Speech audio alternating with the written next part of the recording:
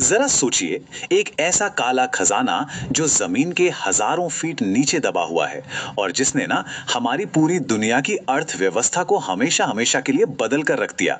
हाँ, हम बात कर रहे हैं कच्चे तेल की।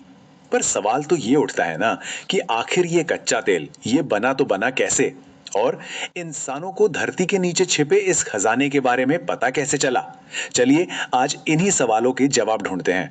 तो सबसे पहले बात करते हैं इसके बनने की, और इसके लिए हमें कहानी में बहुत पीछे जाना होगा, लाखों करोड़ों साल पहले, जब पृथ्वी पर विशाल महासागर हुआ करते थे। मोटे तौर पर देखें तो ये पूरी प्रोसेस ना 4 मेन स्टेप्स में होती है। पहले छोटे समुद्री जीव जीते हैं और मरते हैं, फिर वो नीचे दब जाते हैं। उसके बाद गर्मी और दबाव अपना काम करते हैं और आखिर में तेल बनकर कहीं फंस जाता है। चलिए अब इसे थोड़ा डिटेल में समझते हैं। कहानी शुरू होती है करोड़ों साल पहले के समुद्रों से। इन समुद्रों में ना प्लैंकटन और एल्गी जैसे अनगिनत मतलब बहुत ही छोटे छोटे जीव तैरते रहते थे। अब होता यह था कि जब ये जीव मरते थे तो इनके शरीर धीरे धीरे डूबकर समुद्र के बिल्कुल नीचे उसकी तलहटी में जमा होने लगते थे। और फिर समय अपना जादू दिखाता है। लाखों सालों तक इन मरे हुए जीवों के ऊपर मिट्टी, रेत और चट्टानों की परत पर परत जमती चली गई। मतलब सोचिए, वजन के ऊपर और वजन, जो इन्हें और भी नीचे और भी गहरा दबाता चला गया। अब तक ये जो जैविक परत थी वो हजारों फीट नीचे जा चुकी थी, और यहां पर 2 जबरदस्त ताकतें अपना काम शुरू करती हैं। एक तो ऊपर की परतों का भयंकर दबाव और दूसरी धरती के अंदर से आने वाली तेज गर्मी। आप कह सकते हैं कि ये एक तरह से धरती की अपनी किचन थी जहां कुछ पक रहा था। इस गर्मी और दबाव की वजह से ये जैविक पदार्थ सीधा तेल नहीं बनता। पहले वो केरोसिन नाम के एक ठोस वैक्स जैसे मटेरियल में बदल जाता है। इसे आप तेल बनने की प्रोसेस का एक, कह लीजिए, आधा पका हुआ रूप मान सकते हैं। ये एक बहुत जरूरी बीच का स्टेप है। लेकिन प्रोसेस अभी खत्म नहीं हुई है। जब और ज्यादा समय बीतता है और गर्मी और दबाव बढ़ता है तो यही केरोसिन टूटने लगता है और आखिरकार ये बदल जाता है लिक्विड हाइड्रोकार्बन में। जी हां, वही जिसे हम आज कच्चा तेल यानी क्रूड ऑयल कहते हैं। अब ये जो तेल बना है ये अपने आसपास की चट्टानों और पानी से हल्का होता है, तो ये क्या करता है, ये ऊपर की तरफ उठने लगता है, रिसने लगता है। लेकिन ऊपर जाते जाते ये अक्सर एक बहुत मजबूत ऐसी चट्टान के नीचे आकर रुक जाता है जिसे ये पार नहीं कर सकता, और बस यहीं ये सारा तेल फंसकर जमा हो जाता है और बन जाता है एक ऑयल रिजर्वायर या तेल का भंडार। अच्छा, तो तेल तो बन गया और जमीन के नीचे जमा भी हो गया। ये तो हुई कुदरत की कहानी, पर हम इंसानों तक ये कैसे पहुंचा, हमें इसका पता कैसे चला?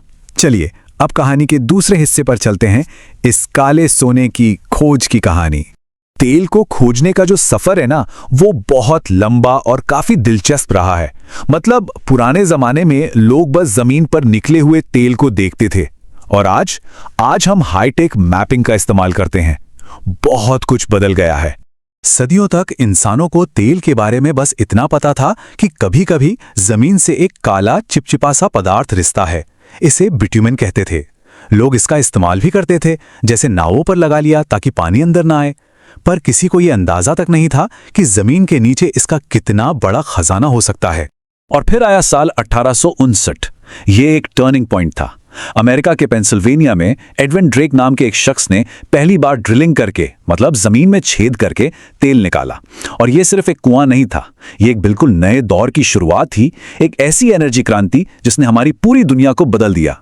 देखिए, शुरू में तेल खोजना कैसा था, बस अंदाजा लगाओ, जहां जमीन पर तेल दिखे उसके पास खुदाई शुरू कर दो, मतलब किस्मत का खेल था। पर आज सब कुछ बदल चुका है। आज ये किस्मत का नहीं बल्कि साइंस और टेक्नोलॉजी का खेल है। आज जो जियोलॉजिस्ट हैं उनके पास जबरदस्त हाईटेक टूल्स हैं। वो क्या करते हैं, सिस्मिक सर्वे से जमीन के अंदर आवाज की तरंगे भेजकर एक तरह का 3D मैप बना लेते हैं। वो उन चट्टानों को पहचानते हैं जहां तेल मिलने की उम्मीद सबसे ज्यादा होती है। मतलब बिना जमीन खोदे ही वो अंदर की पूरी तस्वीर देख लेते हैं। तो ठीक है, हमने ये समझ लिया कि तेल कैसे बना और कैसे उसे खोजा गया, लेकिन इस सब का आज के लिए क्या मतलब है? मतलब हमें ये सब जानने की जरूरत क्यों है, ये समझना सबसे ज्यादा जरूरी है। इस पूरी कहानी का जो सबसे बड़ा सबक है ना, वो एक नंबर में छिपा है, और वो नंबर है करोड़ों साल।